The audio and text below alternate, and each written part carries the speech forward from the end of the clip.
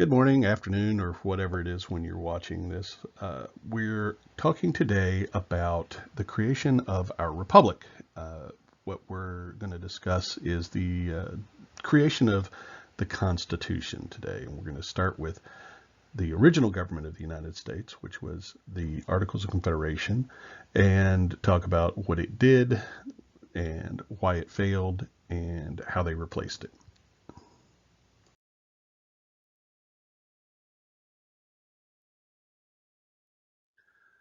So the Second Continental Congress met and they created a framework for a government, and that government was agreed upon. It's called the Articles of Confederation government. It's our very first central government for what would be known as the United States. Now, at the time, the states really weren't united. They saw themselves as individual countries, really, who sort of banded together for mutual interest in things like wars or money. And so that's what a confederation is. It's sort of a loosely organized union of independent nation states. It was an intentionally very limited government. Remember that at the time, the Continental Congress in the United States were fighting against Britain over issues where we considered their central government too powerful and too controlling, that it was a form of tyranny, so that we were resistant to giving a central government a lot of authority. And so that's why it was very limited in its scope and powers. It was very difficult for them to pass laws. Most laws required 9 of the 13 states to approve it, which is difficult to do. Any change to the Articles of Confederation, any amending to be done to it, would require unanimous consent. All 13 states had to agree. That was extremely difficult to do. They had only one branch, so unlike our government now, which has 3 branches, they had only one branch. That was the Congress, the legislature. In that Congress, there was only one house, so they only had one group of people that worked together. States could send numerous representatives, but each state had only one official vote.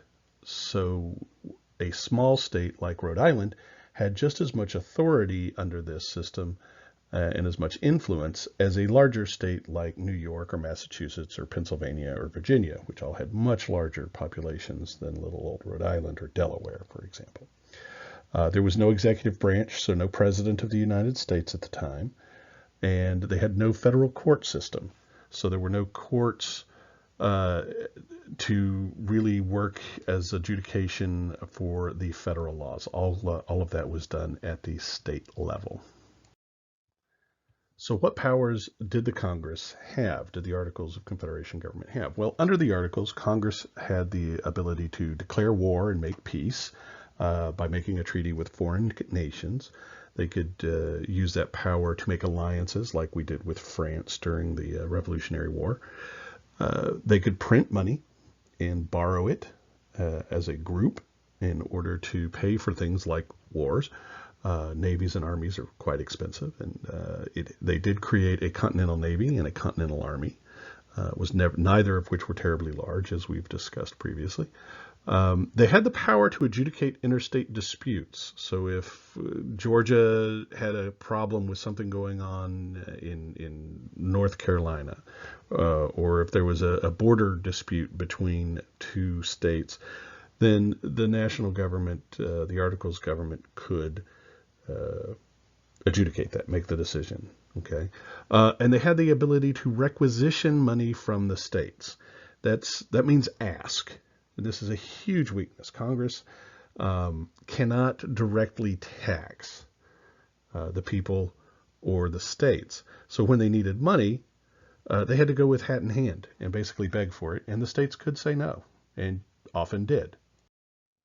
So, considering that the Articles of Confederation government was so weak, did they manage to get anything important done? And the answer is yes, of course they did. They managed to hold the nation together and provide for an army and a navy long enough for us to win the Revolutionary War. They did work out the original alliances between the United States and France, the United States and Spain.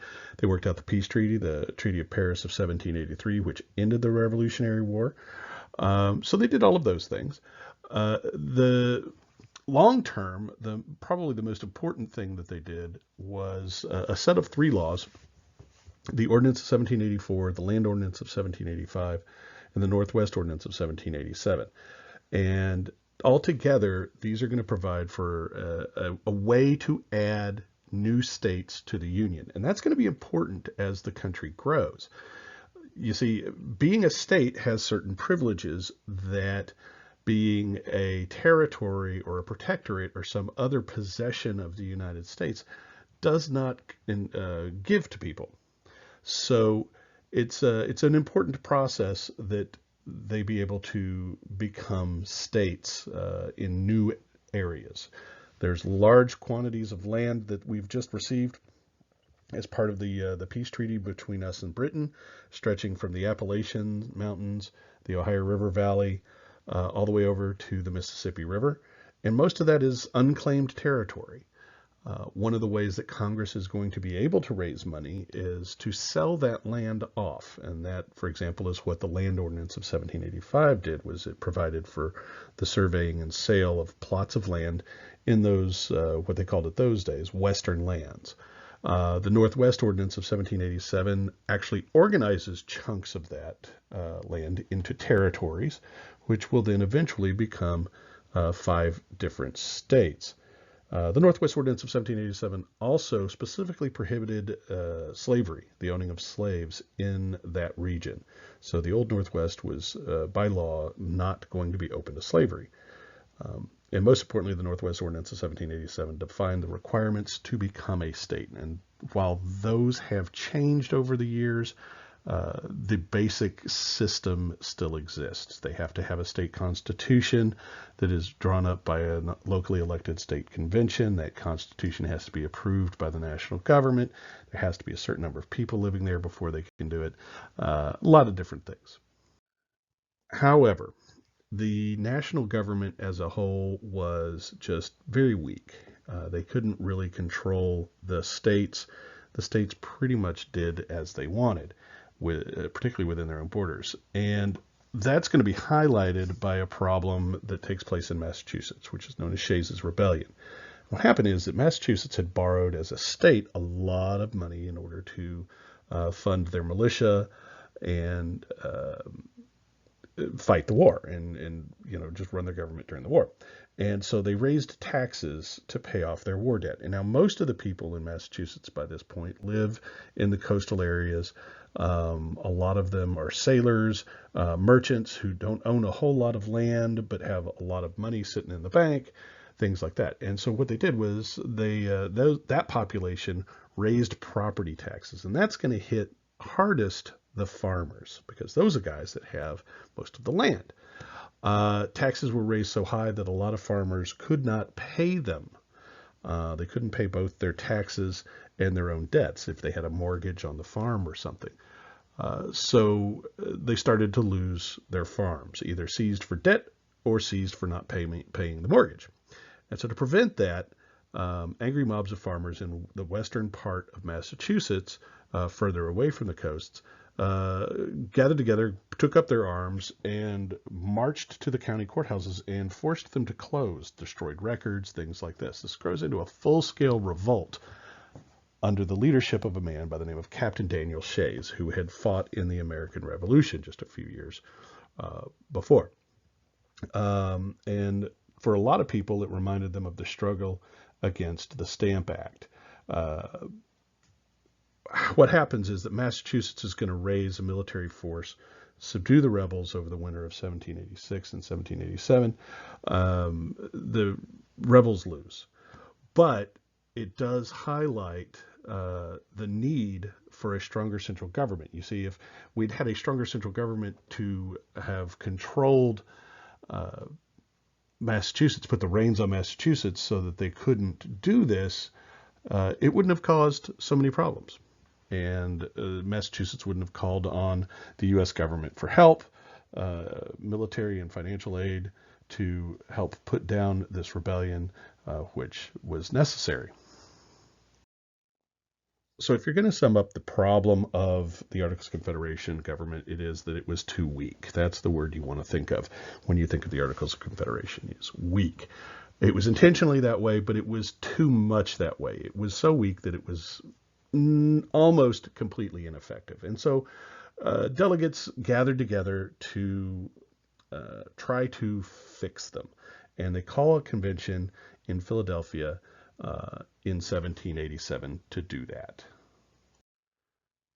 So the Philadelphia Convention is called in May of 1787, and some people call it the Philadelphia Convention. Most people call it the Constitutional Convention because that's what comes out of it. Every state but Rhode Island sent delegates. And like I said a minute ago, originally the plan was that they were going to simply revise and improve the Articles of Confederation.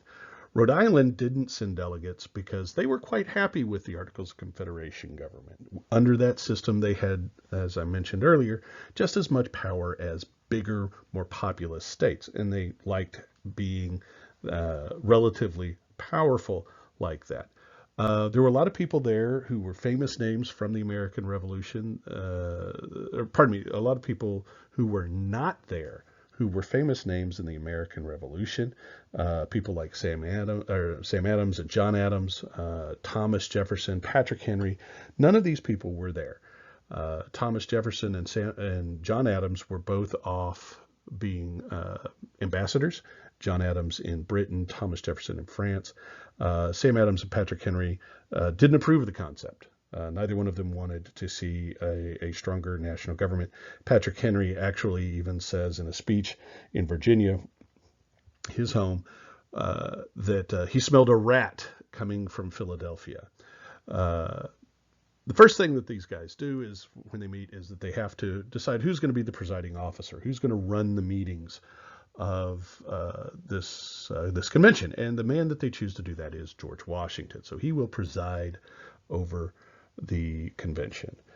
The next thing that they did was that they then voted to meet in closed sessions. That means in private, and that they would not discuss what they were doing outside of the convention hall. And the convention hall it's in Philadelphia. It's preserved. It's a really neat place, and I've been there. You should go see it if you ever get a chance. They've preserved it pretty closely to exactly what it looked like. The furniture is the same. I mean, it's that furniture. It's not preserved or replicated. It's the original furniture.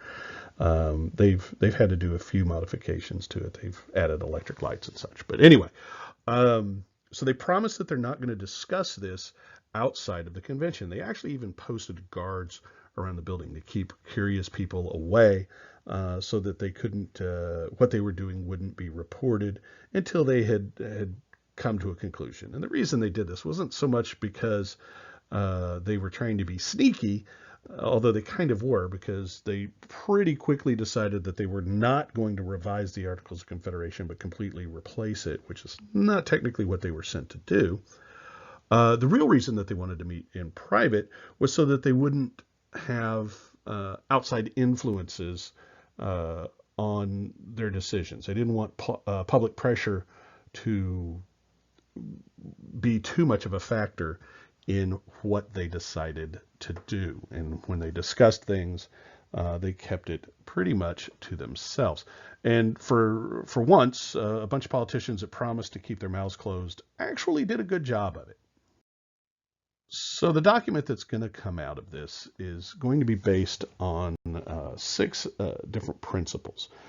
These principles are popular sovereignty, limited government, the separation of powers, checks and balances, republicanism, and federalism. Popular sovereignty means that power is based in the consent of the governed, just like it says in the Declaration of Independence. Limited government means that laws will control the government as well as the people. So the government has to follow its own laws. The separation of powers, this was an idea proposed, as we've discussed before, by a Frenchman named Montesquieu, who says that it's if we divide power up between various branches, various groups of people in government, then it makes it harder to abuse that power. And of course, abuse of power is called tyranny. Checks and balances is a method of preventing any one branch from becoming too powerful and dominating the others, thereby keeping that separation of powers. Republicanism is the idea that how we're going to do this is not a direct democracy where everybody directly participates and directly votes on every issue. That's not possible in a nation as big as the United States and as populous as it is. What they're going to do then is live in a republic. It has nothing to do with the Republican Party of modern times. It means that that we will elect representatives to act on behalf of the people who elected them. And the last of the principles is federalism. And this is the idea we're going to divide power up one more time between the national and the state governments. And that's the idea of that is to keep the states in control of many things, and to allow the national government certain powers as well, giving up more power to the national government than had been under the Articles of Confederation, but retaining powers to the states. And again, this is an idea of how to prevent power from being concentrated too much in the hands of just a few individuals, which again, the idea is to prevent a return to the tyrannies that they saw coming from Britain. Not everybody came to the convention with the intention of revising the Articles of Confederation. In fact, one man, James Madison, had come absolutely knowing that the Articles of Confederation would need to be replaced, and he brought a plan with him. Now, James Madison at the time is a young man. He's not terribly well known. He's wealthy and an influential guy in Virginia, but he's not well known nationally at this point. And so he had come up with a plan of government known as the Virginia Plan, because it's by him and he's from Virginia. He'll have it proposed, actually, presented by Edmund Randolph, who is a man of much greater stature politically. He's an older gentleman who has been around a bit longer and has a little bit more political power and influence. So people are going to take him a little bit more seriously when he presents this plan. The Virginia Plan is also known sometimes as the Big State Plan or the Large State Plan, because it does pretty much concentrate power more in the hands of the states with bigger populations. All right, so the basics are the Virginia Plan proposed 3 branches of government: an executive, a legislative, and a judicial. That should sound familiar. That's what comes out of this convention. It proposes that the legislature be bicameral. That's a big fancy word that means 2 parts, 2 houses is what they called them, with a popularly elected lower house known as the House of Representatives, and those people would select members of the upper house known as the Senate, and then both houses would then choose the executives and the judges. So both houses would work together to elect a president, for example, or to choose who would be judges. Representation in the House of Representatives would be based on population. The more people you've got, the more representatives you have. That should sound familiar because that's what we end up with. But again, it very much favors the big states. Okay. It also proposed an end to state sovereignty, which says that which means that basically the national government can veto state laws. They can interfere more in the powers of the states and the abilities of the states. It says the national government is absolutely supreme, and it says that national laws could operate directly on the citizens of the states. You see, under the Articles of Confederation, they couldn't do that. They could pass laws that affected the states, but then the states had to pass laws that affect the citizens themselves. So that's the Virginia or Big State Plan, and that's one of 3 plans that's going to be presented. Now, naturally, the smaller states don't really love the Virginia Plan, right? Because it's going to be politically disadvantageous to them. They lose power compared to the bigger states, and that's not going to be go over well with them.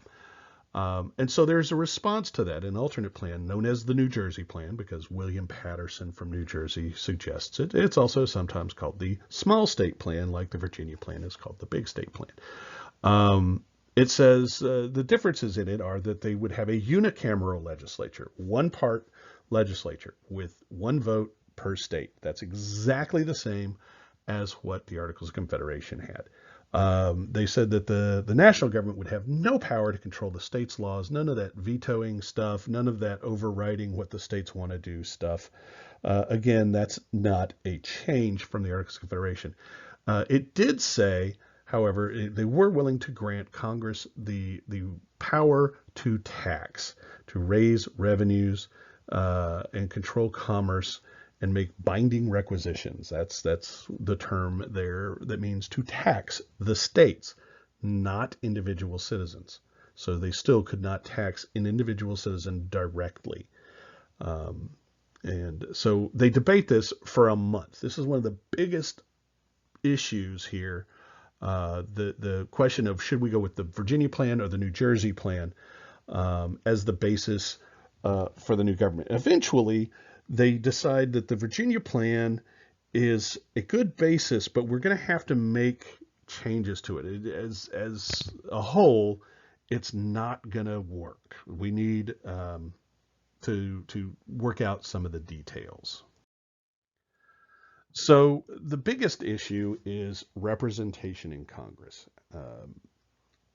That's the thing that is most contentious. Delegates from Connecticut, one of the small states, proposed a solution. And so it's sometimes called the Connecticut Plan, but it's most often known as the Great Compromise because it's a compromise position between the Virginia and the New Jersey plans. In this Great Compromise, they propose that we will have a bicameral legislature, just like the Virginia plan had said, with a House of Representatives and a Senate. Okay. The lower house, the House of Representatives, like the Virginia plan suggested, would be based on population and they would be elected from the states, directly elected from the states. And the upper house would have equal representation, just like they had under the Articles of Confederation, which is what the New Jersey plan said. But there will be some slight differences. First of all, the Senate will be elected by the state legislatures, not directly elected by the people, but by the state legislatures, and not by the people nor by the House of Representatives, which is what the Virginia plan had suggested. It also increased the number of representatives to 2 per state. So each state would have 2 votes in the Senate. Now, since a bill to become a law has to pass both houses, that solves the problem of just being able to ignore what the small states want. Because since they've got power now in the Senate, they could block a popular law from the big states if they really needed to. So another big issue at the Constitutional Convention regarded slavery. And of course, that's going to be a major issue throughout U.S. history until after the Civil War, which is basically the rest of this course. So what happens is the northern states have been slowly sort of becoming more anti-slavery. And in order to keep the southern states involved in and supportive of a new government and the whole United States system, they understand that they're not going to be able to just flat outlaw the practice of slavery. The southern states would simply walk away, and the northern states at the time couldn't have done much to stop that. So what they do instead is the convention will agree to deny Congress the power to stop the slave trade until 1808, basically 20 years. Now, in 1808, they're going to immediately pass a law. The northern states at that point have enough power to do so. They will pass a law that stops any further slave trade, but they don't do that yet.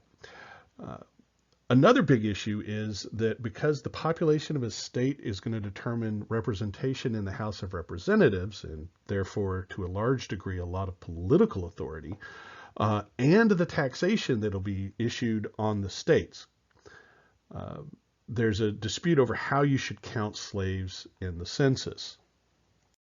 So in regards to how they should be counted, or whether they even should be counted as people versus property, the North and the South are split. The North has very few slaves. The South, of course, has many more.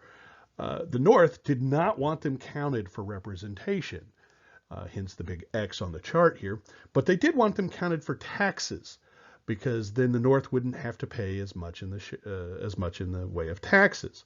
The tax burden would be spread out more widely across the various states. However, the South wants exactly the opposite. They want them counted for representation, giving the South more political clout, but not for taxes. They don't want those guys counted for taxes because nobody likes paying more in taxes than they have to. And so the resolution is going to be a compromise again. And it's known as the 3/5 compromise because what they do is that they create a ratio that 5 slaves will count as 3 free persons for both issues. So that is that 60% of the slave population will be counted under the census towards both taxation and representation. This idea had originally been proposed by James Madison back in the Articles of Confederation days, but had never been universally accepted. The specific wording of what is Article 1, Section 2, Clause 3 of the Constitution does not even mention the word slave. Here it is. It says that representatives and direct taxes shall be apportioned among the several states which may be included within this union according to their respective numbers, which shall be determined by adding to the whole number of free persons, including those bound to service for a term of years, so that's indentured servants, but excluding Indians who are not taxed, and 3/5 of all other persons. So they're going to include 3/5 of all people that are not free and not Indians. And that's basically the slaves. Of course, this is no longer an effective part of the Constitution because there are no more slaves. But for over 100 years, this is the law. Now, as I said before, one of the big issues that the founding fathers, these guys who were at the Constitutional Convention, are concerned about is preventing tyranny. They're just terrified of having to fight another war, a civil war, that is going to be against their own government if it becomes too powerful and begins to abuse that power. They just totally want to avoid that. And so that's a major consideration as they draft the Constitution. And they're going to do that by dividing power up. The idea being if nobody has enough power, they cannot abuse what little power they've got. And they do it in 2 ways. The first is separation of powers. They take the essential functions of government. They break it down and say, look, there are 3 things that governments do. They write laws, they enforce laws, and they interpret laws. And they say, we're going to give to each branch of the government, we're going to split up the government into 3 parts, and we're going to give each of these parts one of those 3 powers. Okay, and then we're going to give each of those branches a power to stop or prevent, or the term is check, like in hockey when they slam into you to stop you moving forward, it's called checking, to check the authority of the other branches, and that's called checks and balances. And the idea is to prevent any one part from dominating the other. So we've separated power up into 3 parts. Each branch has 1 part. The judicial branch, their job is to interpret laws. The legislative branch, their job is to write the laws. It's literally what legislature means. And the executive's branch is to execute or carry out the laws. They're the ones that actually enforce the law. Now, another way of dividing power was the federal system. And so we live in a federal republic because of it. And what that means is that power is going to be divided between levels of government, the national government and the states. And some powers are going to be given to just the national government. Those are called delegated powers. That includes, for example, the ability to declare war. That's how I always remember it, is that delegated powers include declaring war. They sort of start off the same. Other things are the coining of money. Only the national government can coin money. Only the national government can sign treaties with foreign nations, things like that. Some powers are left up to the states. Those are called reserved powers. And that's codified really in the 10th Amendment. It was intended in the original document, but it's actually codified in the 10th Amendment, which we'll talk about in a moment. And those are known as reserved powers, powers reserved to the states. A good example of those sorts of things would be drinking ages, or driver's license requirements, or graduation from high school requirements. All of those are things that are set by the states. Now, they're influenced by the federal government. The national government can certainly influence the states and try to convince them to do what they want them to do, but they don't directly control it. So, for example, when the national government decided that they wanted all of the states to raise their drinking age to 21, not every state was on board with that. Louisiana in particular was resistant to it. So what the national government did was they said, fine, we're going to tie federal money for highways to the drinking age. We can't make you raise the drinking age, that's your power, but we don't have to give you money for highways if you won't do that. And so for years, Louisiana held out against it and kept their drinking age at 18 rather than raising it to 21. And their roads started to fall into pretty bad disrepair because the federal government wasn't giving them any money to help with it. Eventually, they did sort of back off on it, and they adjusted their drinking age laws, and now they get federal money, and they're doing their best to fix it. Again, that's a federal system. Now, some powers are concurrent powers. Both levels have those powers, and the best example of that is going to be taxes. Both the national government and the state government can raise taxes, and do far too often.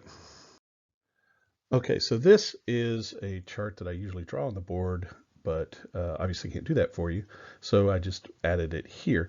I call it a cake chart versus a pie chart because it's like a layered cake, and it shows how the powers are separated. The top layer is the federal layer, and it's on top, okay? It is over the states. The bottom layer is the states, and then each layer is divided into different pieces, different parts. So you have the different branches that way. So you've got the executive, the judicial, and the legislative.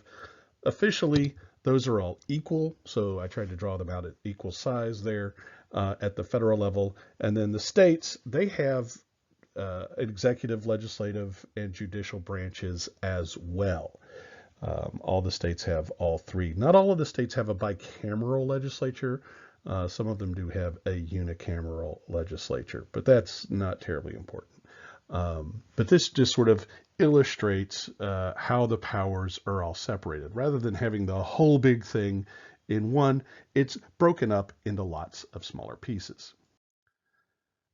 Again, this is something I would usually be drawing up on the board to show how the checks and balances work, but it's a nice little basic chart that I found on the internet and added again as a slide in here, showing how the various federal parts have a way of controlling the others. For example, the executive branch, which enforces the laws, the president is the head of that branch, and he can appoint judges. That's his big control over the judges. The judicial branch interprets the laws, and one of the things that they can do is declare acts of either the legislative branch or the executive branch as unconstitutional. When someone brings a court case and it reaches the federal court system, they can decide whether or not the actions of the branch in particular that's being sued were in line with what the Constitution permits. And that's called judicial review. And it's a very important power of the judiciary. The legislature can confirm or reject appointments by the executive, including judges, and they can override an executive veto. The executive can veto legislative laws.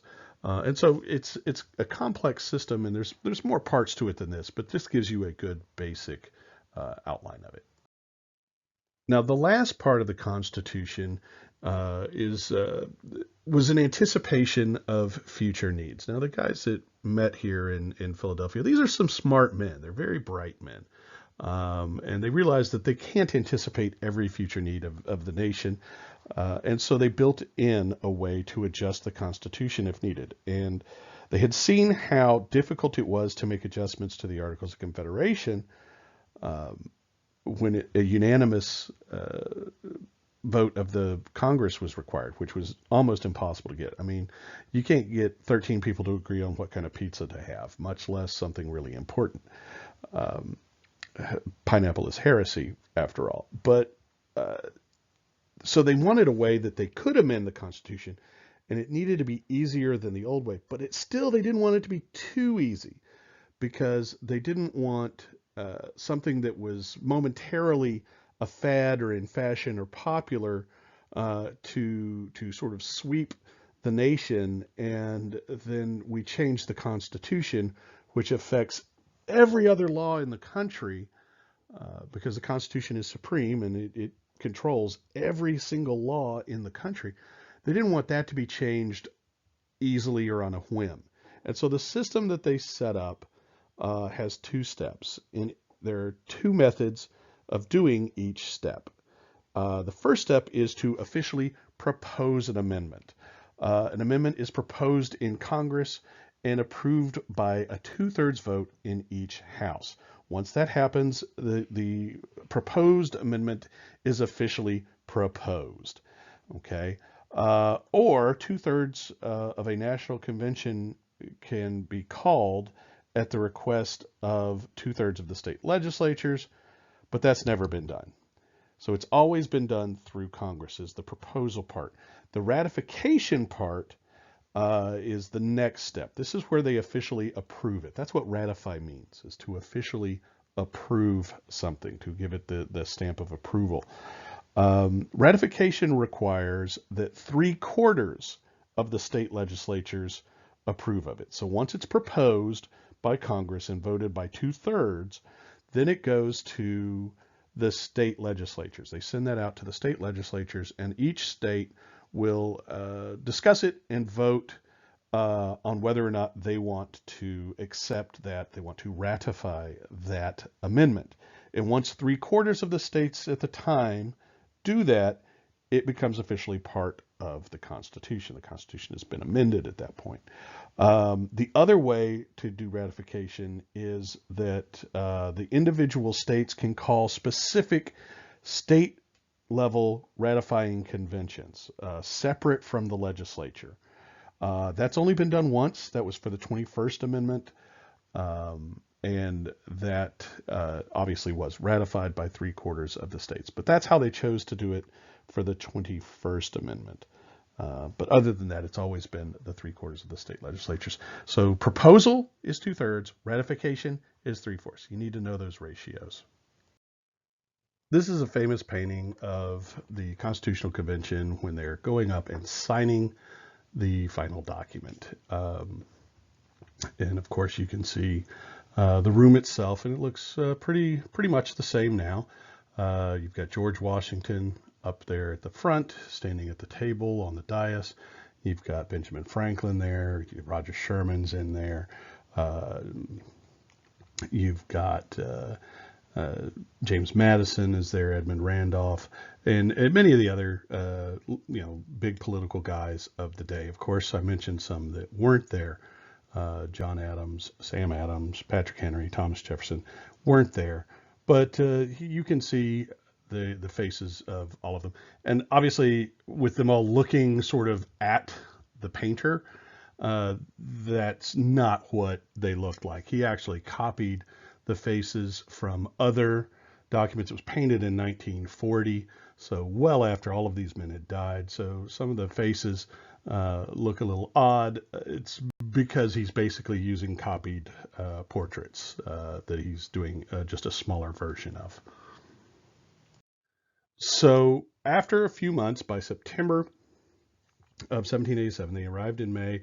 By September, they've worked out all the disagreements, come to compromises, the Great Compromise, the 3/5 Compromise.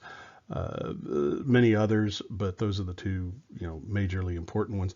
But they've come to all of this. They've kept it under wraps, and then in September of 1787, they draft out the final copy of what they like, and the members of the convention sign it. And it goes to the next step. They release it to the public and announce, well, this is what we did, folks. And now the battle is on for ratification.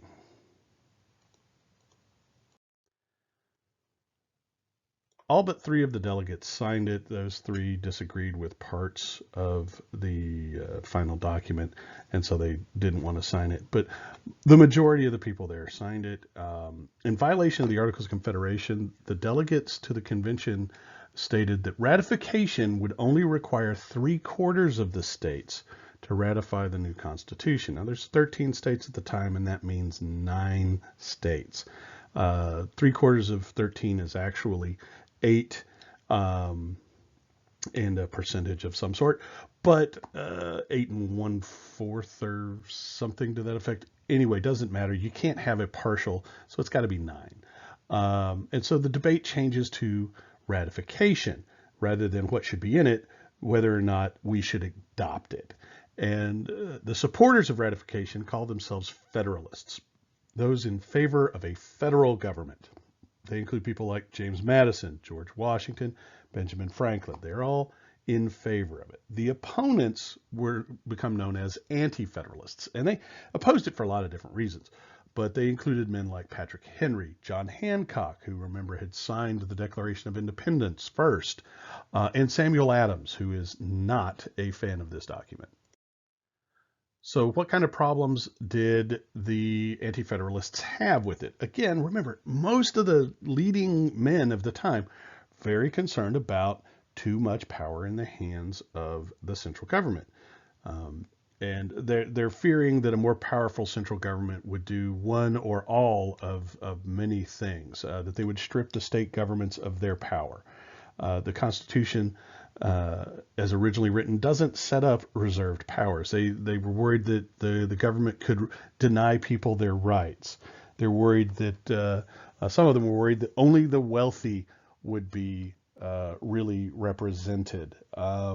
They felt that a distant national government off in the capital, which at the time was not Washington, D.C. That city doesn't exist yet. They have not built it. It was specifically built for the U.S. government. At this point, the government's actually in Philadelphia.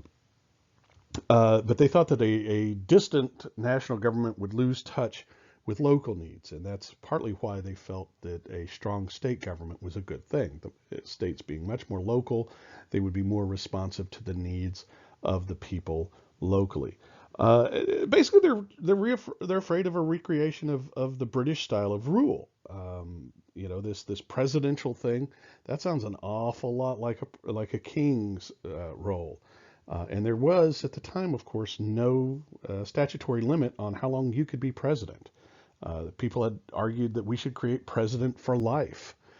People had argued that some people even favored creating a king, a monarchy at one point. And people thought about setting up George Washington as a monarch, the King of America, a title he numerous times said he would refuse if it was really truly offered to him. And he had opposed the concept of president for life. And we'll see more about his views on that later on. So the Federalists in the various states, they're working to get it ratified, to get this Constitution ratified.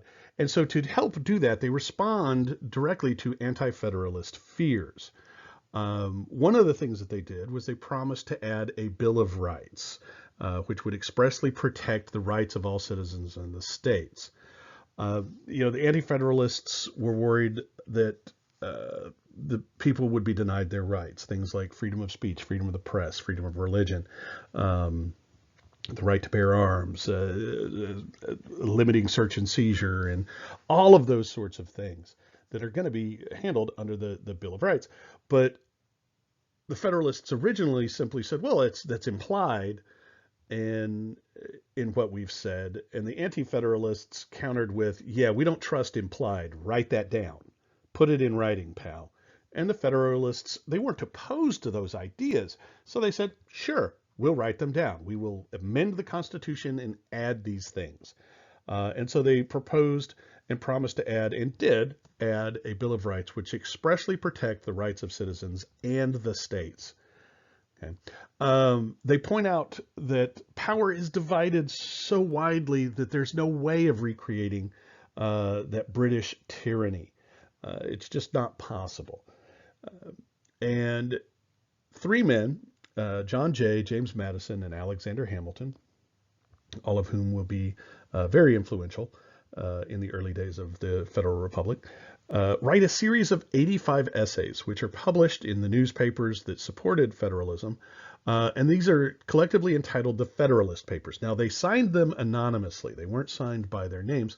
It comes out later who it was that wrote them. And so in these papers, in these essays, they sort of explain the principles that were guiding them, the ideas behind why did we do things the way we did them, how is this going to guarantee that we're safe and that your rights will be respected, and how is this a better government than what we currently have. And obviously their arguments were persuasive enough because in 1788, only about a year after they've finished this document, the ninth state necessary, 9 of the 13, which is New Hampshire, will ratify it, and it will become the new founding document, the new law of the land. The first state, by the way, to ratify it was Delaware, and they ratified it almost immediately because Delaware is right there next to Pennsylvania. They actually had their legislature would meet in the Philadelphia State House, which is where the convention was held. And so they got together. It's a small state, didn't take very long to get their representatives together. They got together and immediately voted, yes, we like this, because it gave small states some power, but they thought that they needed the extra protection of a more powerful government. And that's why Delaware is called the first state, which is on all of their license plates and everything like that. Almost done, folks. Let's briefly discuss what's in the Bill of Rights. It's 10 amendments. They were originally 13 amendments proposed, brought up. 12 of them would be officially proposed and sent out to the states. Of those 12, 10 would be ratified over the next 2 years. They all get in by 1789. Of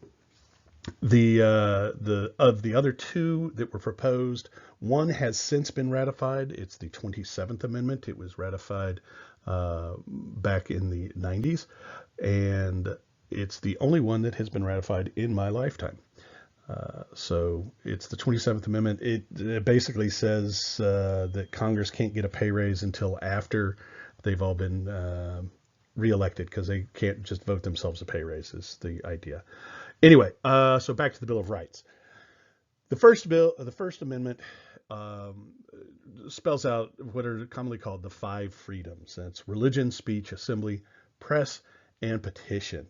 Sometimes people remember it by the acronym RAPS, R-A-P-P-S, religion, assembly, press, petition, and speech. The Second Amendment is the right to bear arms. That's a big question these days, of course. It's exactly how far do those rights extend, to what degree. It's not the right to arm bears. That's a terrible idea. They've already got claws and teeth, and they're big and they're tough and they're faster than we are. Give them guns and it's all over for humanity. They'll just rule the universe. The Third Amendment, we've talked about this before. We talked about this back when we talked about the Quartering Act. That was the Quartering Acts, there were more than one, that were passed by the British, and how much the colonists just hated them. This one says that the government can't force you to quarter troops in your homes or on your property unless there is a declared war. Unless there's actually a war going on, they can't do it. Number 4, the right to privacy. This is the one that says that you can't be subjected to search and seizure without a warrant. They can't just come around your house, knock on the door, and say, "Hi, we're going to search around and look to see if you're doing anything wrong." That's what that one is. It's been used in a lot of interesting ways, but it's the right to privacy in your person, your papers, and your home. The 5th is for the rights of people accused of crimes. This is the one that says you can't be tried twice for the same offense. That's called double jeopardy. So it says you can't do that. It says that you can't be forced to testify against yourself. It says you have a right to face your accuser, the person accusing you of a crime. Now, a lot of times that's going to be the state government, but if you've committed some sort of a crime, but that you have a right to face your accuser, that you have a right to defend yourself in a court of law. It sets up all of those sorts of rights. And these rights go way back to really the earliest parts of Western civilization. These ideas, the Romans in ancient Rome had many of these ideas. The 6th Amendment says that you have a right to a jury trial in criminal cases. That's so that you don't have just a judge deciding whether or not you're guilty or not. The idea being that if you have 12 different people, they will bring in different viewpoints, and it won't be, hopefully, a completely biased sort of decision, making the decision whether you're innocent or guilty. The 7th Amendment says you have a right to a jury trial in civil cases. Civil cases are different from criminal cases. A civil case is a lawsuit, basically. It says, so the amendment says, and if the amount in question is $20 or more, which isn't a lot of money now, but was a lot more money when they wrote it. If the amount in question is $20 or more, you have the right to request a trial by jury in a civil suit. So when you're suing people. 8 prohibits cruel and unusual punishment. This is another controversial amendment these days. People will say that the death penalty, for example, is a cruel and unusual punishment and therefore is forbidden by the 8th Amendment. The 8th Amendment also says that you can't set excessive bail, meaning that you can't, if someone's been accused of a crime and arrested for it, if there's going to be a bail set, it needs to be something reasonable. That you have to have some reason to withhold bail or to set a very high bail. And usually it's if the person has the resources with which to flee the country, if there's a higher chance that they may run, and how severe the crime is. Those are the things that sort of adjust that. Back to the death penalty thing. So the argument is that the death penalty is either cruel or unusual. That's what's forbidden. And some people believe that it is a cruel thing to do, is to put someone to death for committing a crime. And so they think that the 8th Amendment should outlaw it. That's still, it's been argued for decades. It's still up in the air. Some states allow it, some states don't. But the federal system has repeatedly ruled that the death penalty in certain cases is not cruel or unusual. And so we still have legalized death penalty in this country. Excuse me.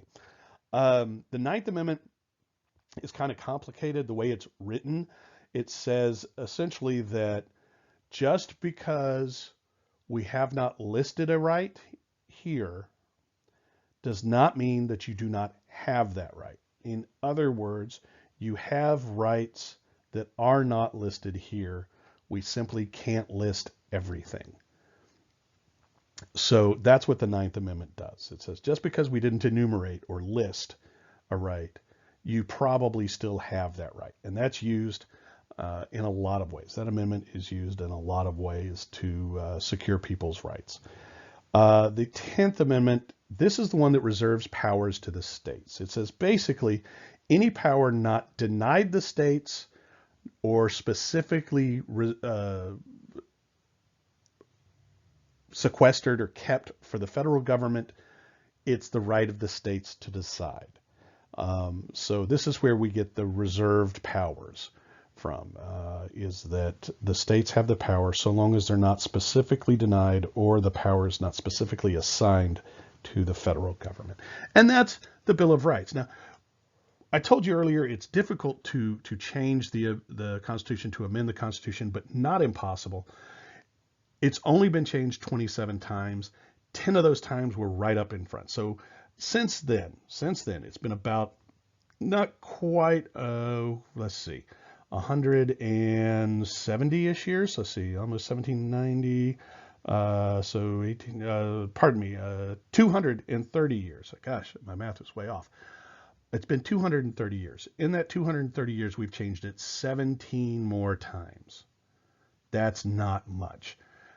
So while we have a government, a document here that rules our government and rules us, that is flexible enough to change as necessary, it's also rigid enough that it doesn't just change at a whim. And that's a really good thing for stability.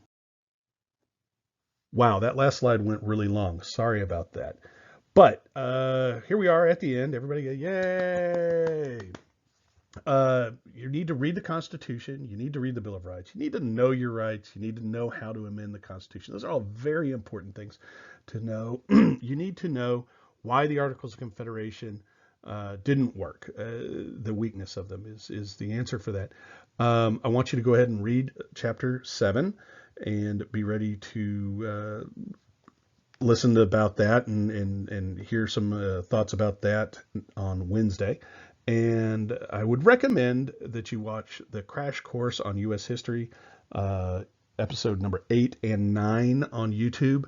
It gives another insight into the creation of the Republic and the Constitutional Convention. That's an interesting and like I said, it's a different way of looking at it.